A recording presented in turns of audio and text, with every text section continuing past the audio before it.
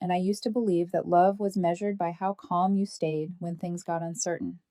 For the longest time, I thought that made me a good partner, patient, understanding, never jealous, never dramatic. But now I realize sometimes silence is just another way of letting someone slowly disrespect you. Stephen and I met 2 years ago at a friend's birthday dinner. I still remember that night clearly. Him walking in late, flashing that easy, unbothered smile that made people forgive anything. He was loud where I was quiet, spontaneous where I planned everything. He teased me for being the sensible one, and I teased him for being the chaos in a tailored suit. Somehow it worked.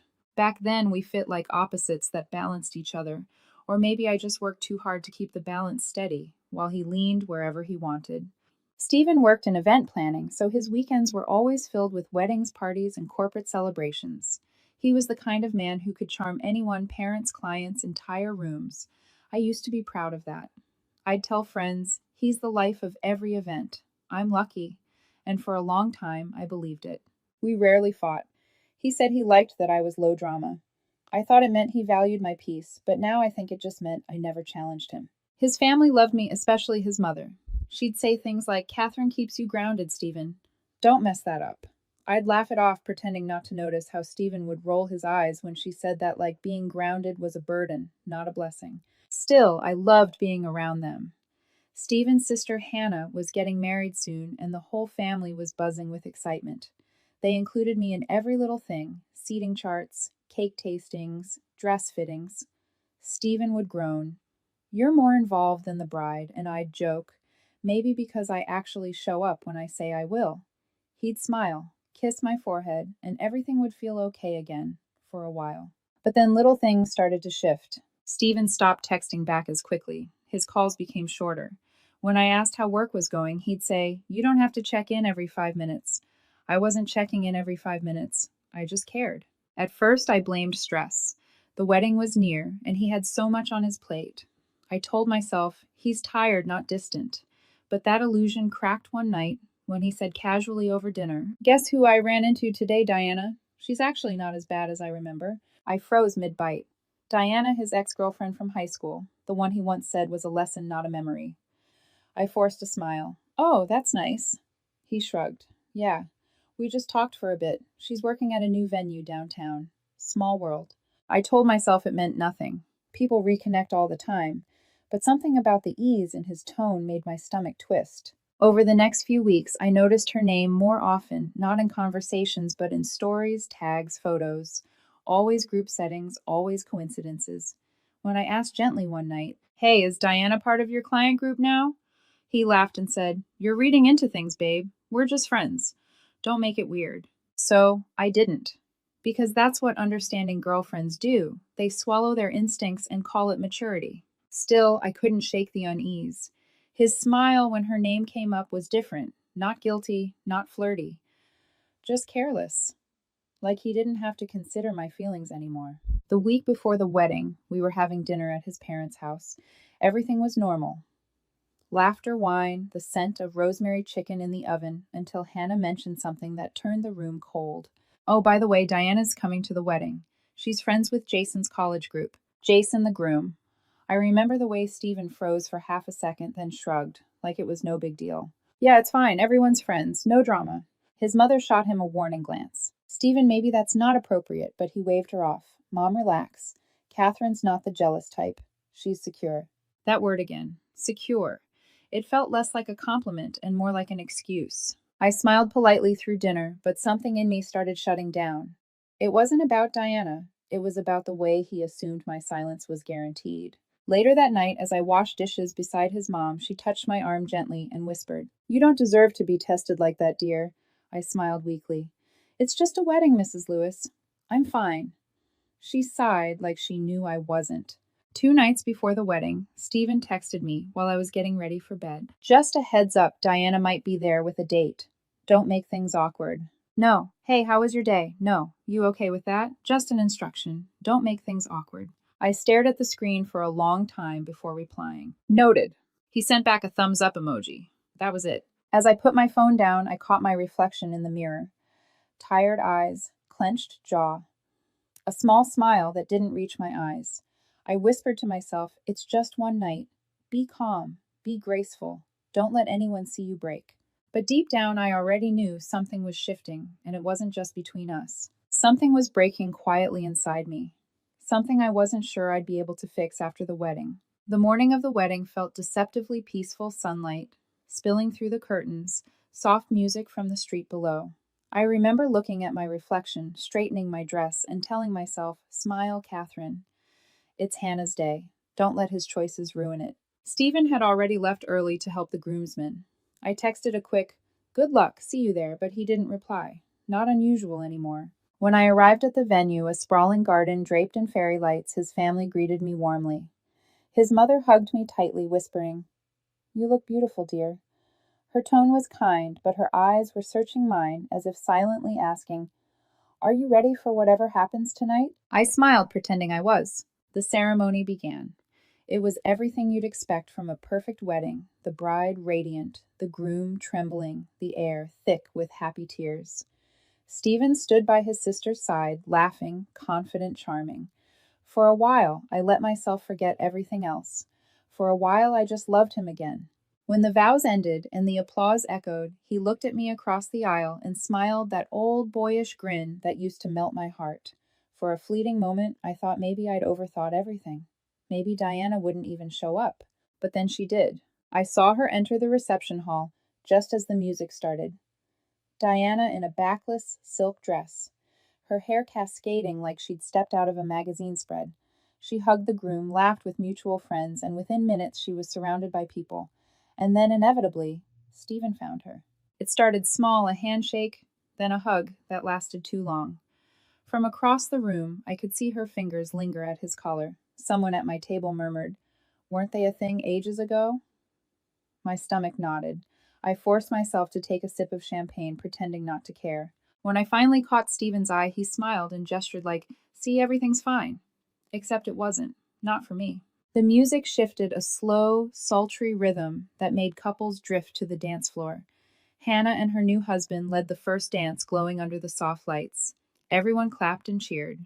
And then, as the next song began, I saw something that made my breath hitch. Stephen and Diana, on the dance floor, together. At first, it looked harmless. They were talking, laughing, just two old friends catching up. But then the space between them began to close. His hands moved from her shoulders to her waist. She leaned back into him, smiling. People noticed. The whispers started like a ripple through water. Her friends grinned, phones half raised. His mother's smile froze. Hannah's husband frowned. And I just sat there, frozen, every heartbeat echoing louder than the music. One of the bridesmaids leaned toward me, her voice cautious. "Catherine, are you okay?" I blinked slowly, forcing a smile. "Of course. It's just a dance." The words left my mouth before I could stop them, words he'd use against me later. Then, as if the universe was cruelly scripted, Stephen looked straight at me, while Diana swayed against him, their movements too close, too intimate, too deliberate. And instead of guilt, his expression shifted into something worse, a smirk. My throat tightened, my hands trembled under the tablecloth. Across the hall, his father muttered under his breath, "Unbelievable." His mother whispered, "She's watching Stephen. Stop."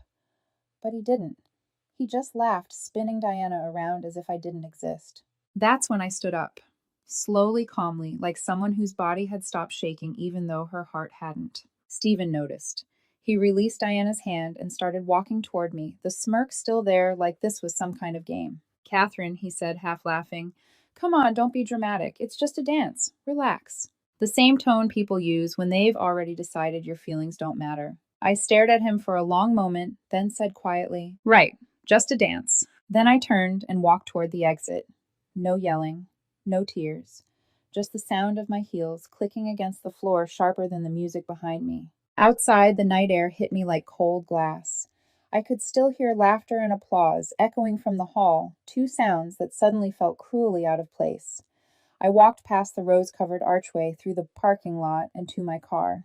Halfway there, my phone buzzed. "Stephen. Stephen. Where are you going?" "Stephen.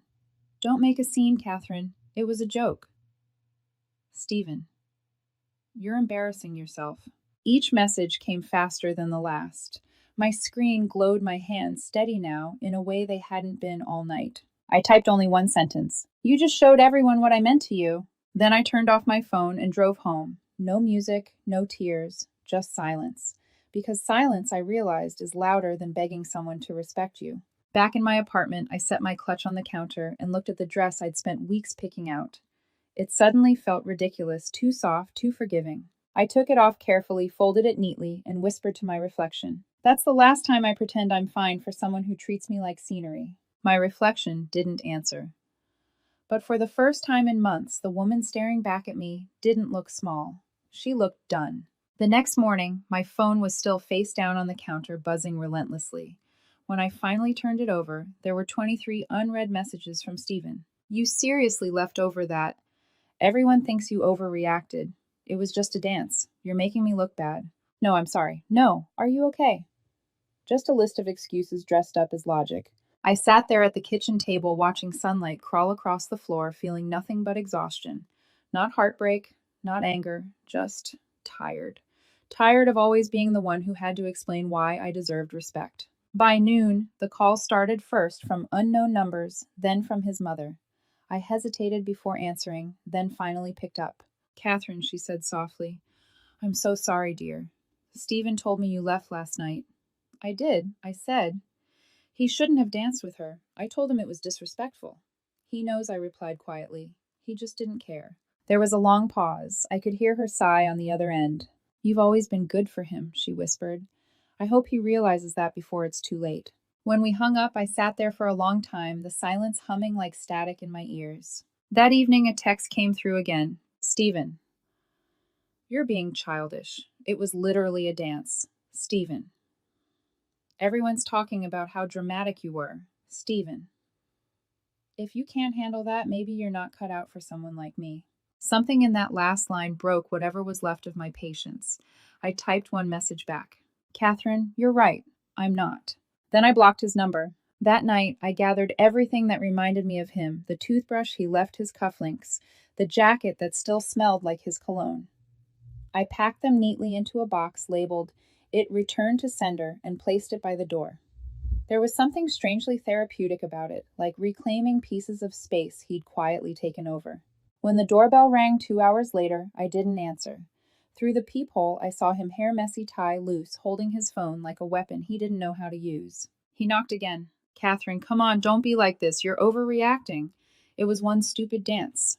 I stayed silent. "You're really not going to talk to me? You're acting like I cheated. Still nothing." "Fine. Stay mad. You'll come around." He waited a few more seconds before walking away. His footsteps faded, but the echo of his arrogance lingered. That was the moment I realized he didn't even feel guilty, just inconvenienced. A few days passed. Mutual friends started reaching out, some out of curiosity, others out of habit. "Hey, what happened at the wedding?" "Stephen's saying you just stormed out for no reason," I replied simply. "He danced with his ex, told me to relax. That's all. No dramatics, no embellishment, just the truth." Apparently, the truth was enough. It traveled faster than his version ever could. Soon, messages from his side stopped altogether. The silence was so complete it felt almost sacred. 3 days later, I got a call from Hannah, his sister, the bride. Her voice was careful, heavy with embarrassment. "Catherine, I wanted to apologize for what happened. It was awful, and I'm so sorry you had to sit through that." "You don't have to apologize," I said softly. "It wasn't your fault. Mom and Dad are furious with him," she continued. "They said he ruined the wedding video." "Video?" I asked, frowning. "Yeah, the videographer caught the whole thing. You can see everything, the dance, the looks your face when you left. It's hard to watch." For the first time, I almost laughed. "That sounds about right." Hannah hesitated. "He's been a mess, you know. Keeps saying you ghosted him, but honestly, I think he's just embarrassed." Embarrassed, the word people use when they don't want to say wrong. Before we hung up, she said quietly, "You deserve better, Catherine. For what it's worth, everyone saw what happened." That night, I sat on my balcony, the city lights flickering below, thinking about those words. Everyone saw what happened. For so long, I'd been afraid of being misunderstood, of people believing his version instead of mine. But suddenly I realized it didn't matter, because I saw what happened. I knew the truth, and that was enough. A week later, Stephen tried again, this time from a different number. "I miss you. We can fix this. You know I didn't mean to hurt you." I didn't reply. Silence, I'd learned, was the only response that couldn't be twisted into a debate. Still, I read every word, not because I was tempted, but because it reminded me who I refused to become again. By the fourth day, the tone shifted. You're really just going to ignore me. You think you're better than me. You'll regret this. No one will ever love you like I did. That one made me laugh, a quiet, disbelieving laugh that came from finally being free. Because he was right about one thing: no one would ever love me like he did. And that was exactly the point. 2 weeks later, his mother texted me again. He's struggling. Keeps saying he doesn't understand why you won't talk to him. Because I don't need to, I typed back. Then I deleted the chat and sat back breathing deeply, as if exhaling months of quiet humiliation in one long, steady breath. For the first time, the silence didn't feel empty. It felt powerful. And I realized something I wish I'd learned years ago. Love doesn't always end with anger. Sometimes it ends with peace. A peace so absolute it leaves the other person wondering if they ever mattered at all. It started with a message from Hannah, just 3 words. It's online now. I didn't know what she meant at first until my phone buzzed again with a link, the wedding video. It was the full version, 38 minutes long, beautifully edited, the kind of sentimental montage that should have been a keepsake for the newlyweds. Except now it had a different legacy. Somewhere around the 20-minute mark, the camera panned to the dance floor the moment Stephen and Diana decided to turn someone else's wedding into their reunion stage. The music soft, the lights romantic, his hands on her waist. And me, visible in the background, frozen at the table watching, before quietly standing and walking out of frame. Poor girlfriend, who dances like that at his sister's wedding. She handled it with more class than I ever could. Each line was like a strange kind of justice. Not revenge, just confirmation. Proof that I hadn't imagined the disrespect, that the world had in fact seen what I saw, both through group chats, Facebook threads, and old classmates. The phrase pulling a Stephen became an inside joke, a warning against public stupidity. Stephen's mother called me voice low. Catherine, I want to apologize again. I had no idea the video would go public. It's not your fault, I said. It's just the truth finally showing itself. She sighed. He's miserable. Keeps saying everyone's turned on him. Even his boss saw it. Maybe he'll learn something from it, I murmured. I hope so, she replied, though I doubt it. 2 nights later, Stephen messaged me again from yet another new number. This time, the tone was different. I know you've seen the video. I didn't mean for it to look like that. You know I love you. Right? I just got caught up in the moment. Please, Catherine, can we talk just once? I read the text under the dim light of my bedroom. My cat curled beside me, a cup of cold tea, untouched on the nightstand. There was a time I would have answered, would have given him space to explain the inexcusable, but I'd already learned explanations are just new ways to reopen healed wounds. So I let the messages sit unread. That same week, I met up with Maya, a mutual friend who'd been at the wedding. We hadn't spoken since. She hugged me tightly at the cafe. Catherine, I just wanted to say, I'm proud of how you handled everything. Thanks, I said quietly. Stephen's been spiraling. He told people he lost his job. Apparently his clients didn't want him planning their events after the video went viral. I nodded slowly, stirring my coffee. I didn't want this, I said truthfully. I just wanted peace. Maya gave a small, knowing smile. Sometimes peace comes after the storm decides to drown itself. We sat in silence for a bit. The cafe hummed with normal life laughter, coffee machines, clinking cups. It was strange how the world stayed steady while someone else's fell apart. That night, as I walked home through the soft drizzle, I got another message. Stephen, everyone's laughing at me. My mom won't talk to me. Hannah blocked me. Are you happy now? I paused on the sidewalk, raindrops tapping my phone screen. Happy, no. But finally at peace, yes. I didn't reply. I just locked my phone and kept walking, my reflection flickering across the wet pavement like a ghost I'd finally stopped chasing. A week passed before he tried again, this time at my workplace. It was Friday afternoon, quiet in the office, when the receptionist whispered, There's someone asking for you downstairs. I went to the lobby and saw him standing there, no swagger, no charm. Just Stephen, shoulders slumped, eyes tired. He was holding a small paper bag, his favorite peace offering coffee, my usual order. Hey, he said softly, you look good. Stephen, I said evenly, you shouldn't be here. I just wanted to apologize. Properly, you already did. Many times. Between insults, he flinched. I know. I messed up. Okay, I lost everything because of that stupid dance. No, I said quietly. You lost everything because you thought you wouldn't. He swallowed, hard eyes darting to the floor. Can we just start over? I almost smiled at that, the audacity of pretending history could be reset like a playlist. No, Stephen, I don't want a new start. I just want closure. He looked at me for a long moment before nodding slowly. You really hate me, huh? No, I said, picking up my bag. Hate takes energy. I'm done giving you any. I walked away, leaving him in the echo of his own mistakes. The man who once thrived on being the center of every room, now invisible, even in an empty lobby. That night, I met Hannah for dinner. She looked lighter, happier, finally able to laugh about her own wedding again. Mom says she's forgiven him, she said, but Dad still refuses to talk about that night. He'll come around, I replied. Time has a way of humbling people. And you? She asked. Have you forgiven him? I thought about it for a while, then smiled softly. Forgiveness isn't for him, it's for me. And I think I'm finally there. As we left the restaurant, I felt the first real peace I'd had in months. Not the fragile, forced calm I used to perform, but the kind that comes when you know you've survived something without losing yourself. Still deep down, I knew this wasn't over yet. Because people like Stephen don't disappear quietly, they return when the silence starts to suffocate them. And I could already sense it. He wasn't done chasing closure, but this time I was ready. It was a Tuesday afternoon when I saw him again. I had just stepped out of my office, the sun already low, the air heavy with that late day stillness that makes the world feel paused. I was scrolling through my phone when I heard it. Catherine, wait. I turned. Stephen stood at the edge of the parking lot, hands shoved into his jacket pockets, face pale and drawn. The confident, untouchable man I once fell for looked like a stranger. He took a hesitant step forward, his voice low. I know you don't want to see me. Just please give me 5 minutes. I should have walked away, but there was something in his tone, defeated, almost human, that made me nod once silently. We stood near the car park entrance, the hum of the city faint in the background. For a long time, neither of us spoke. He broke the silence first. You really haven't answered any of my messages. There's nothing left to say, I replied calmly. He gave a humorless laugh. I deserve that. I thought if I could maybe explain what I interrupted.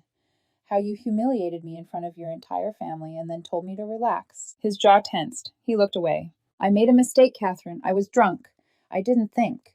No, I said softly. You did think. You just didn't care. He flinched like the words hit harder than he expected. Everyone hates me now, he muttered. My mom barely talks to me. Hannah's furious. Diana. He stopped himself. What about Diana? I asked. She's with someone else, he said bitterly. Apparently I'm the joke now. Feels like karma, doesn't it? I met his eyes steady and calm. Karma isn't revenge, Stephen. It's a mirror. He sighed, running a hand through his hair. I just wanted to say I'm sorry. For everything. You didn't deserve that. I messed up the best thing I ever had. There it was, the apology.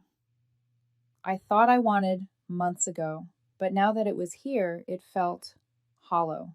Too late. Too small. Like handing someone a bandage after setting the fire.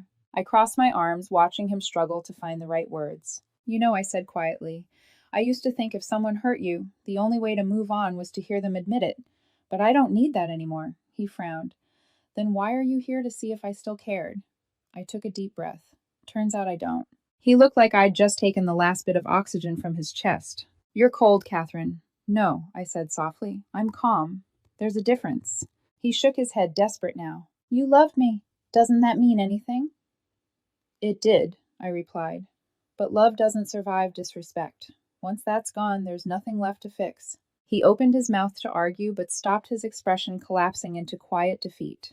For the first time, I saw what he looked like without pride, to protect him, just a man who finally realized he wasn't special anymore. You really mean that I do? The silence that followed was strange, almost sacred, like two ghosts saying goodbye to the living versions of themselves. Finally, he nodded. I hope he treats you better. There's no he, I said. Just me, and that's enough.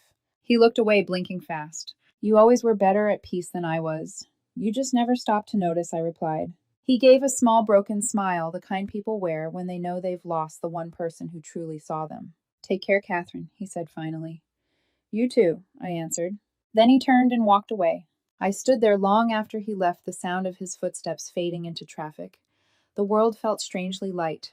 No bitterness, no regret, just air clean and quiet. As I walked toward my car, music drifted from the restaurant across the street. A wedding party inside, couples dancing beneath warm lights. The same song from that night floated through the air, distant but unmistakable. I stopped for a second listening. Once that song had made my heart ache. Now it was just a melody, pretty harmless, ordinary. I smiled, whispering under my breath, "You can't haunt me with what I've already outgrown." Then I opened my car door, sat down, and exhaled. The chapter was over. The silence, once heavy and suffocating, now felt like freedom. For the first time in months, I drove home without checking my phone. 6 months later, peace had become my daily routine. No dramatic texts, no overthinking, no waiting for a reply that would only hurt. My mornings began with sunlight and coffee instead of anxiety. My nights ended in quiet, not confrontation. Stephen had become a ghost story, the kind that used to keep me awake, but now barely made me blink. Every so often, I'd hear snippets about him from mutual friends.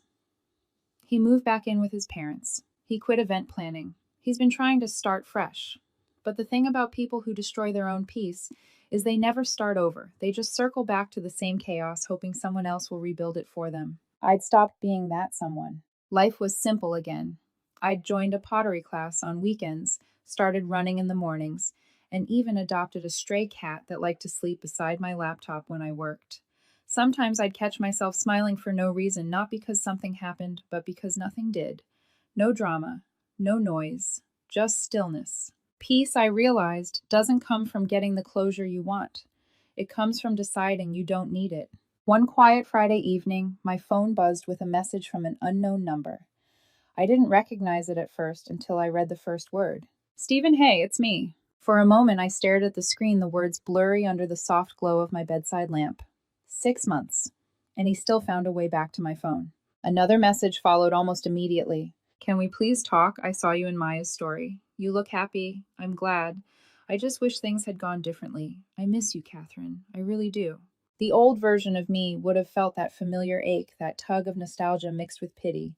But now it just felt distant, like hearing a song I'd outgrown. Still, curiosity made me type a simple reply. "What do you want, Stephen?" The 3 dots appeared instantly. "Just closure. I've been through a lot since the wedding. Lost friends. My family barely talks to me.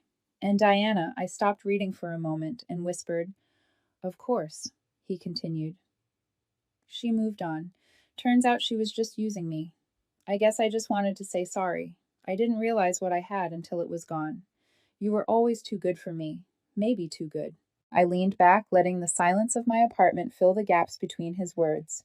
Apologies always sound honest when the world stops applauding them. Then another message appeared. "Maybe we could get coffee sometime just to catch up. No pressure." My fingers hovered over the screen.